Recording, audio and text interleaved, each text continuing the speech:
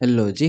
कैसे हैं आप लोग? उम्मीद है सारे बढ़िया होंगे। Welcome to the day 2 of Nainital series. और कल का दिन तो कमाल का था।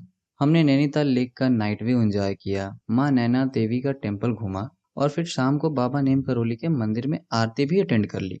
लेकिन आज का दिन और भी धमाकेदार होने वाला है। अब हम फुल एनर्जी के साथ तैयार हैं नए एडवेंचर्स के लिए। सुबह उठते ही सबसे पहले बाबा नीम करोली के दर्शन करने जा रहे हैं और फिर निकलेंगे भीमताल लेक को एक्सप्लोर करने। और हाँ, रास्ते में कुछ सरप्राइजेस भी मिलने वाले हैं। तो बिना टाइम वेस्ट किए चलते हैं आज के सफर पे।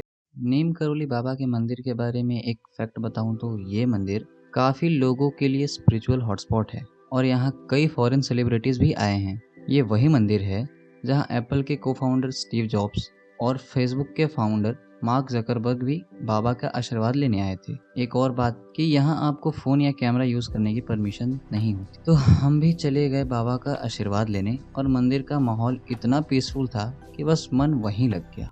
चलिए, सुबह सुबह बाबा नीम करोली के दर्शन भी हो गए। अब चलते हैं यहाँ से।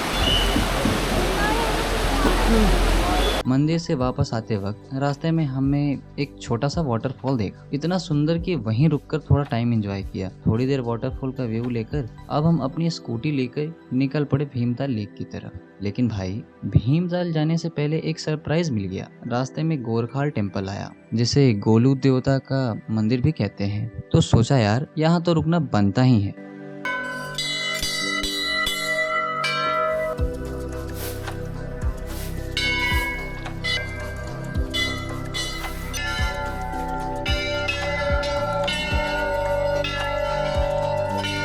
टेम्पल पहुंचते ही थोड़ी सीढ़ियां चढ़नी पड़ती हैं, लेकिन चढ़ाई के बाद जो व्यू मिलता है उसका मजा ही अलग है। गोरखाल टेम्पल काफी इंटरेस्टिंग जगह है। यहाँ लगभग 10 लाख से भी ज्यादा अलग अलग साइज की घंटियां लटकी हुई हैं। हर एक घंटी किसी न किसी की विश के साथ जुड़ी हुई है।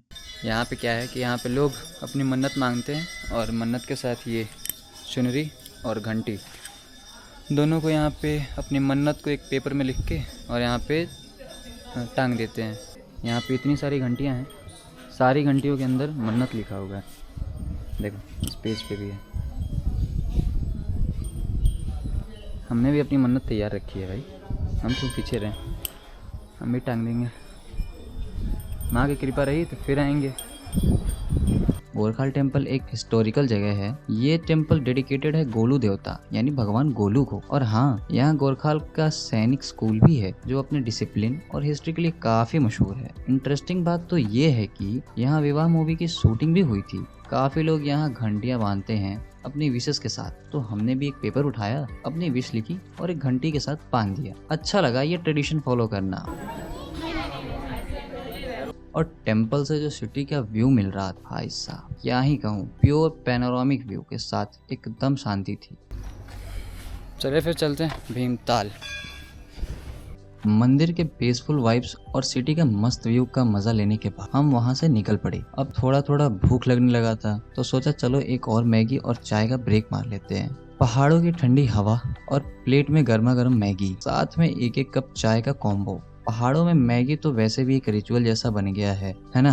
तो हमने रोड साइड शॉप पे रुककर चाय और मैगी का मजा लिया और वहीं खड़े खड़े थोड़ी देर और नेचर का व्यू एंजॉय किया। चाय और मैगी का मजा लेकर हम फिर अपनी स्कूटी को दौड़ाते हुए निकल पड़े और अब हम पहुंच गए भीमताल लेक। भीमताल लेक, जिसका नाम महाभारत के भीम के नाम पे पड़ा है। ये एकदम शांति और सुकून भरी जगह है। इसका नैनीताल के कंपैरिजन में थोड़ा पीसफुल होता है और इसका साइज भी बड़ा है। जितना बड़ा उतना ही खूबसूरत। लेक के बीच में एक छोटा सा आइलैंड भी है जहाँ आप बोट राइड करके जा सकते हो। वहाँ पे एक एक्वेरियम भी है जो देखने लायक है। लेकिन क्या करे जी, समय की कमी के कारण हम अनफॉर्चुनेटली आइलैंड और एक्वेरियम दोनों ही विजिट नहीं कर पाए, क्योंकि हमें आगे मुक्तेश्वर टेम्पल भी जाना था। तो हमने सोचा यहाँ का वाइब एंजॉय करते हैं और थोड़ी देर यहाँ खूबसूरत लेक का व्यू लेते हैं और फिर आगे का सफर के लिए निकलते हैं।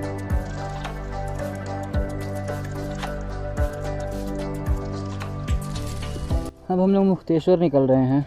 पहले सोचे थे कि रूम पे चलेंगे, फिर वहाँ से सामान लेके मुक्तेश्वर चलेंगे, लेकिन रास्ते में ही मुक्तेश्वर है, इधर से नज़दीक पड़ रहा है तो पहले मुक्तेश्वर ही चलते हैं।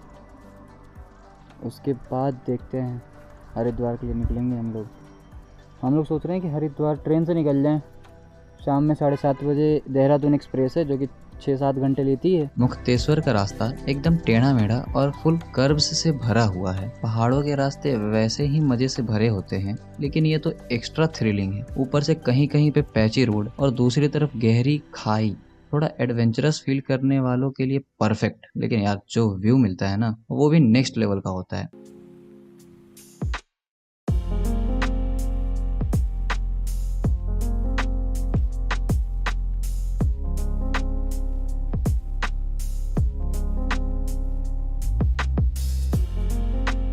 रास्ते में एक और चीज नोटिस की, यहाँ गाड़ियाँ छत पर भी पार्क होती हैं। हाँ, पहाड़ी घर जो होते हैं, तो जब नीचे जगह नहीं होती तो गाड़ी ऊपर छत पे पार्क कर लो। ये तो सही जुगाड़ है भाई।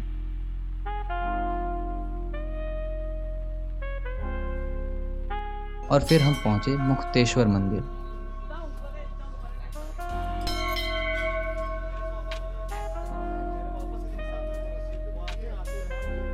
मंदिर थोड़ा ऊपर है तो हमने थोड़ी सी चढ़ाई की। मुक्तेश्वर मंदिर का जो रास्ता है वो बहुत डेडली रास्ता है, बहुत डेडली। एक तरफ पूरी गहरी खाई है और एक तरफ एकदम स्टिफ चढ़ाई है। और यहाँ पहुँचने के बाद सीढ़ियाँ चढ़नी पड़ेंगी आपको।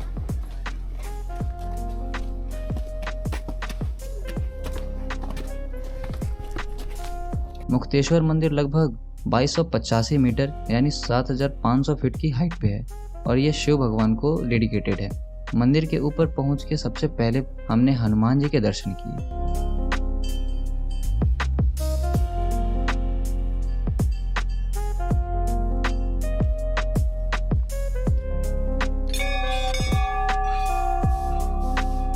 थोड़ा और ऊपर जाने पे बाबा भोलेनाथ के भी दर्शन किए। मंदिर के अंदर कैमरा तो अलाउ था नहीं, लेकिन जहाँ तक अलाउ था वहाँ तक हमने वीडियो कैप्चर कर लिया।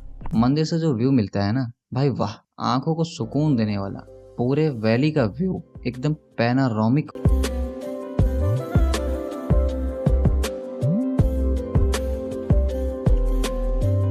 और वहां से नीचे जो फॉग आ रही थी, ऐसा लग रहा था जैसे क्लाउड्स हमारी तरफ हाथ बढ़ा रहे हैं।